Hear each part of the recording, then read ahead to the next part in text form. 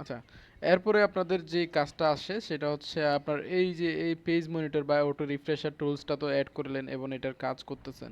So এখন ফাইবারে আরও কিছু টুলস আছে যে টুলসগুলো ইউজ করলে আমাদের জন্য একটু সুবিধা হবে। যদি ধরেন আপনি অন্য একটা যেমন ধরেন আমি একটা অন্য একটা জায়গায়, যেমন ধর বিহেন্সে আমি কাজ করতেছি বা বিহেন্সে এই ট্যাবে আমি কাজ করতেছি, কিন্তু হঠাৎ করে যদি একটা ফাইবার একটা মেসেজ আসলো আপনি খেয়াল করেন নাই, কিন্তু এটা তো সেম এরকমই থাকতেছে, সো আপনি বুঝতেছেন না। কিন্তু আপনি যখন এখানে একটা এক্সটেনশন আছে, যে এক্সটেনশনটাকে আপনি যখন অন করবেন, যেমন হচ্ছে এই এক্সটেনশনটা, যে fibre notification icon in title, ঠিক আছে? সো আমি যদি এটা আপাতত একটু রিমুভ করি, এই দেখেন এই যে এই এক্সটেনশনটা যদি আমি অ্যাড টু ক্রোম করে দেই, তাহলে আমি দেখেন কি হয়। অ্যাড টু ক্রোম করে দিলাম, অ্যাড এক্সটেনশন।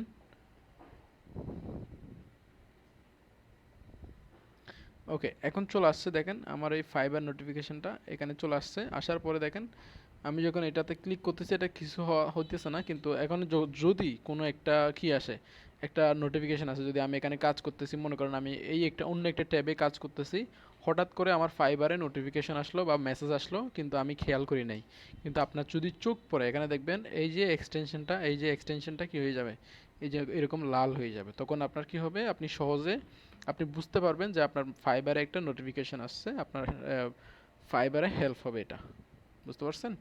সো এই এক্সটেনশনটাও আপনাদের কাজে লাগতে পারে, এটাও রাখতে পারেন। তারপরে আরও কিছু এক্সটেনশন আছে যেগুলো আপনি দেখতে পারেন, কিন্তু আনট্রাস্টেড বা কোনো উল্টাপাল্টা এক্সটেনশন নেবেন না, যাতে আপনার অ্যাকাউন্টটা হারাইতে হয়, ঠিক আছে? সো এইটুকু ছিল এটা।